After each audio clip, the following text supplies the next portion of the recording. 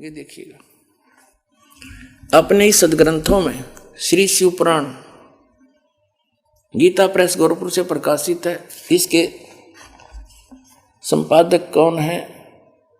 हनुमान प्रसाद पोदार।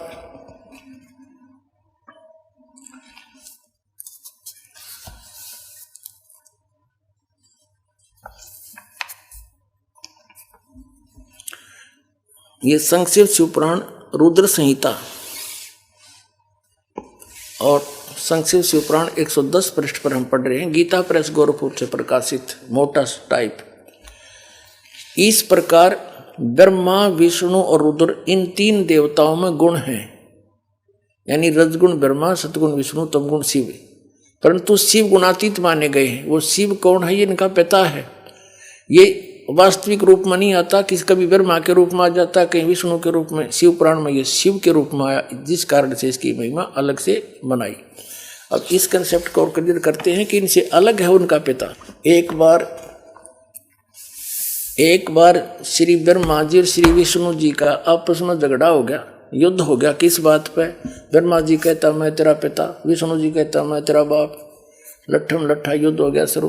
तो इस काल ने, इनके पिता ने, जो कहता मैं इनसे अलग रहता हूं, ये गुप्त रहता है, इसने ऊपर से एक स्तंभ छोड़ दिया, पिलर, लिंग पिलर का सफेद, इनके दोनों के बीच में खड़ा कर दिया एकदम, और बहुत लंबा चौड़ा, ऊपर तक लंबाई बहुत ज्यादा उसकी। इन्हें युद्ध बंद कर दिया, उसका और छोर खोजने में लग गए। फिर ये स्वयं आ गया अपने पुत्र शिव का रूप धारण करके, शिव रूप में। फिर इनको ज्ञान देने लगा। तो क्या बताता देखिएगा, ये शिव पुराण विद्वेश्वर संहिता और संक्षिप्त शिव पुराण 24 पृष्ठ पर। ये देखिएगा इनका बीच में जो स्तंभ खड़ा किया उसने, ये चित्र बना रखा है ब्रह्मा और विष्णु जी के बीच।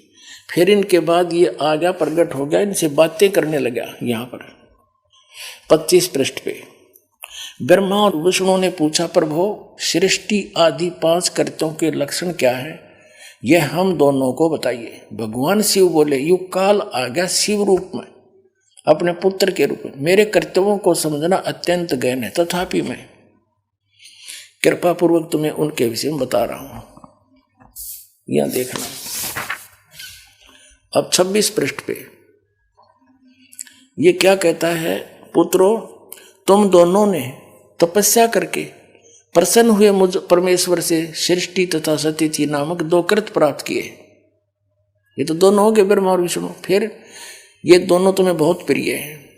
इसी प्रकार मेरी विभूति स्वरूप रुद्र और महेश्वर ने, ये ने है मैंने, 2 अन्य उत्तम कृत संहार और तिरोभाव मुझसे प्राप्त किए।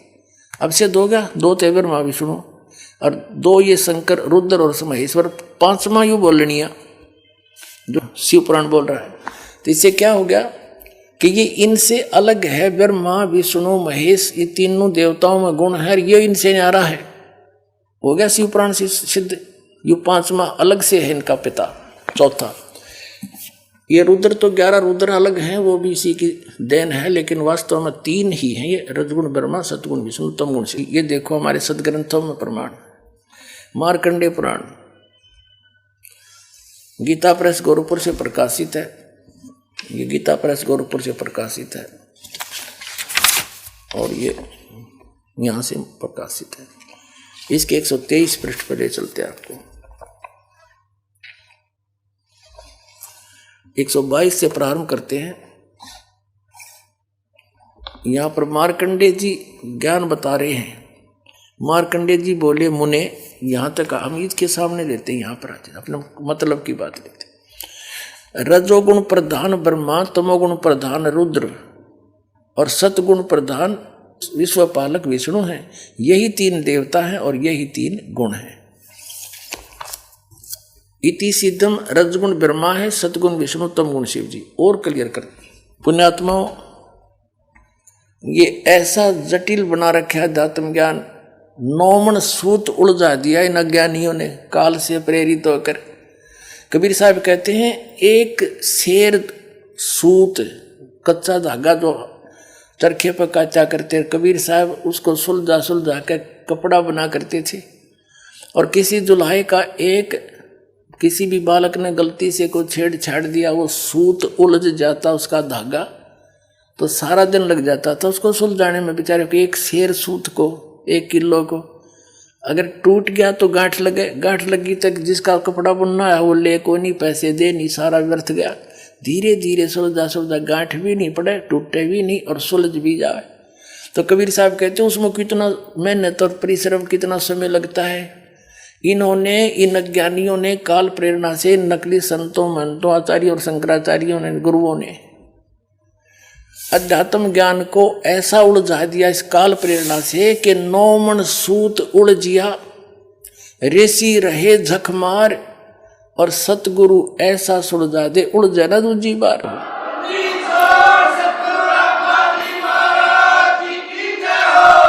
अब इस सूत को सुलझाने के लिए दास ने इतने प्रमाण दिखाने पड़ते हैं, कहीं गांठ ना पड़ जा, थोड़ी सी भी कच्चा पॉइंट रह गया, नकलियों का दाव लग जाएगा। रामपाल झूठ बोल रहा है, झूठ बोल रहा है, और ये सारी झूठ बोल रहे, एक भी सच्ची नहीं।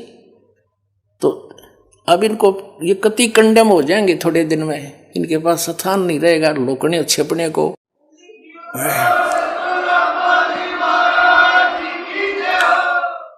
या तो ये संत स्वीकार कर लेंगे कि सचमुच सच्चाई यही है और सबको कह देंगे अपने भक्त अनुयायियों को, इनका भार हल्का होगा, और नहीं तो इनको यहाँ जगह नहीं रहेगी हिंदुस्तान में रहने के लिए। एक दिन ऐसा आ जाएगा, पलायन करना पड़ेगा इनको दूसरे। तो इस 9 मन सूत सुलझाने के लिए इतने एक पॉइंट, एक बिंदु को क्लियर करने के लिए ढेर सारे प्रमाण देकर के फिर आगे बढ़ना पड़ता है। और तभी आज दास सफल हुआ, कबीर परमात्मा की रजा से उसके बच्चों को ज्ञान पहुंचाया।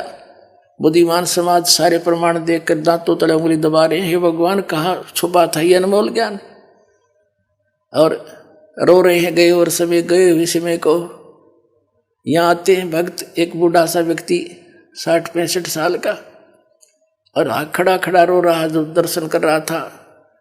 नो ऐसा उसका नो दिल कर रहा था जैसे सीने से लगा लूं, और कह रहा था 10-12 वर्ष मुझे क्यों छोड़ दिया अकेला। वो फंसा हुआ था जय गुरुदेव के, नो रोवे मुझे क्यों त्याग दिया था, मुझे क्यों छोड़ दिया, मेरे से क्या गलती बन गई, आज मिले मुझे सही ठिकाना। तो ऐसे रो रही पुण्यात्मा, कोई 30 वर्ष से कोई 20 वर्ष बर्बाद करके उनका क्यों करपेटा भरेगा, सारा जीवन खो दिया। लेकिन पुण्यात्मा घबराइयो ना, यह साधना ऐसी है, थोड़े दिन में रिकवर हो जाएगा सारा आपका पिछला सारा, चिंता मत करना।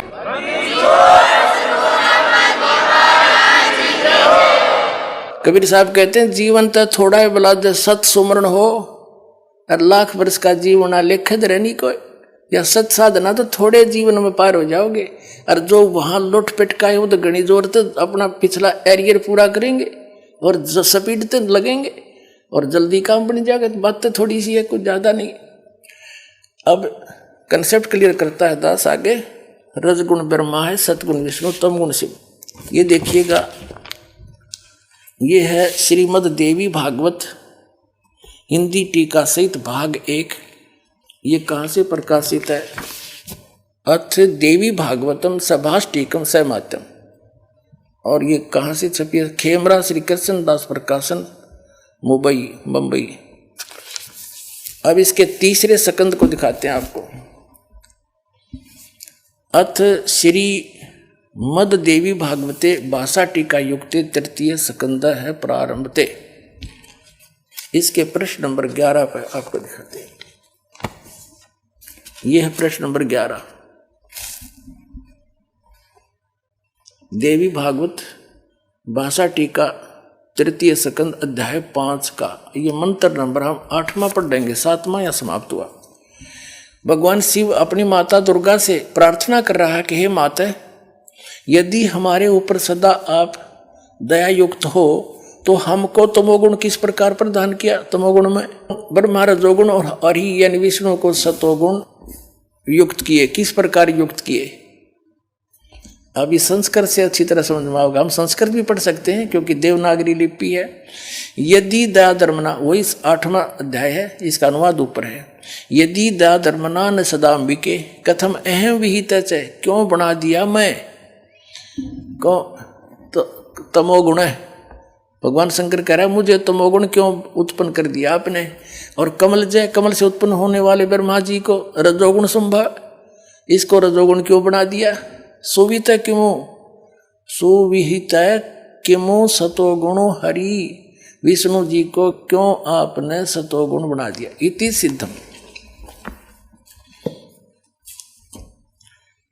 इति सिद्धम रजगुण ब्रह्मा है, सतगुण विष्णु, तमगुण शिव जी। अब हम फिर आते हैं उस पवित्र श्रीमद् भगवद गीता को समझते हैं 7वें अध्याय के 12वें श्लोक में। देखिएगा, अब हमने श्रीमद् भगवद गीता ले ली है, वो सदग्रंथ रख दिए हैं। अध्याय नंबर 7 का और श्लोक नंबर 12 अब बहुत आसानी से समझ में आओगा। और भी जो सतोगुण से उत्पन्न होने वाले भाव हैं यानी सतिथि, और जो रजोगुण से यानी उत्पत्ति, और तमोगुण से संहार होने वाले भाव हैं, जो क्रियाएं हैं, उन सब को मुझ से ही होने वाले ऐसा जान, क्योंकि निमित्त यही है उसका, परंतु वास्तव में उनमें मैं और वे मुझ में नहीं है। यानी ये ब्रह्म जो है श्री कृष्ण में बोल रहा है, ये काल श्री कृष्ण में बोल रहा है। ब्रह्मा विष्णु महेश का पिता, और विष्णु ही श्री कृष्ण थे, अपने पुत्र श्री कृष्ण में आकर ये बोल रहा है और गीता का ज्ञान दे रहा है। अब क्या बता रहा है अर्जुन को, देखिएगा। अब हम 7वें अध्याय का 13वां श्लोक पढ़ेंगे। गुणों के कार्य रूप सात्विक, राजस और तामस, इन तीनों प्रकार के भावों से ये सारा संसार प्राण समुदाय मोहित हो रहा है। इन तीनों गुणों से परे यानी रजगुण ब्रह्मा, सतगुण विष्णु, तमगुण शिव जी से परे मुझ अविनाशी को नहीं जानता।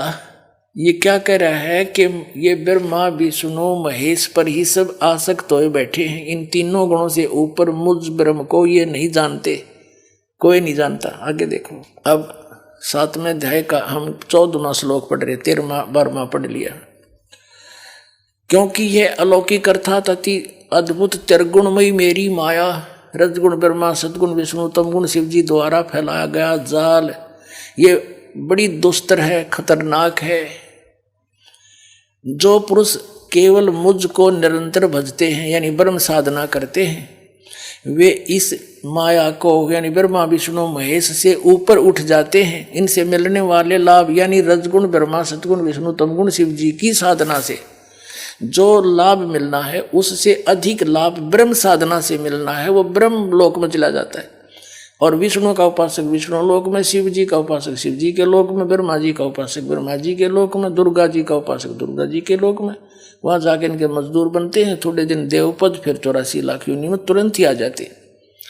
तो ये कहता है कि इनसे अधिक मेरा लाभ है मेरी भक्ति का, ये इन्हीं में उलझे पड़े। तीन त्रिगुण में माया बड़ी दुस्तर है, और जो इनसे हटकर मेरी साधना करता है ब्रह्म की, वो इनसे ऊपर उठ जाता है, उलंघ जाता है। फिर ये साधना नहीं करता, वो केवल ब्रह्म साधना करता है, ब्रह्मा विष्णु महेश की साधना नहीं करता। देखिए श्रीमद् भगवत गीता अध्याय नंबर 7 का श्लोक नंबर 14।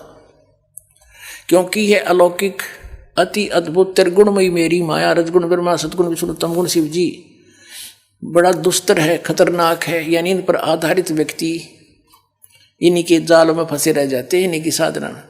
जो पुरुष मुझ को यानी गीता ज्ञानदाता को भजते हैं, वे इस माया का उल्लंघन कर जाते हैं। और आगे देख 15वें में क्या कहा है, 7वें अध्याय के, माया के द्वारा रजगुण ब्रह्मा, सतगुण विष्णु, तमगुण शिव जी से मिलने वाले इस अक्षीणिक लाभ पर जो आश्रित हुए बैठे हैं, उनका ज्ञान हरा जा चुका है। यानी जो श्री ब्रह्मा, श्री विष्णु, श्री शिव जी यानी ब्रह्मा की पूजा करते हैं विशेषकर, और इनकी जो इन्हीं पर आश्रित हैं, और किसी की सुनते हैं, इनकी बुद्धि हरी जा चुकी है, ये आगे सुनना पसंद नहीं करते, इनका ज्ञान हरा जा चुका है। देखिएगा, माया के द्वारा जिनका ज्ञान हरा जा चुका है, असुर स्वभाव को धारण किए हुए मनुष्यों में नीच और दूषित कर्म करने वाले मूर्ख मूढ़ लोग मुझे नहीं भजते, मुझको नहीं भजते।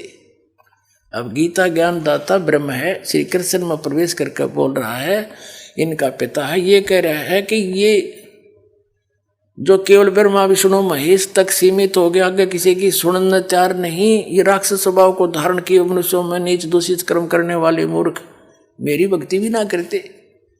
जब परमात्मा उनको सुनाने लगे, गुण तीनों की भक्ति में ये भूल पड़ो संसारे, कहे कबीर निज नाम बिना कैसे उतरो पार।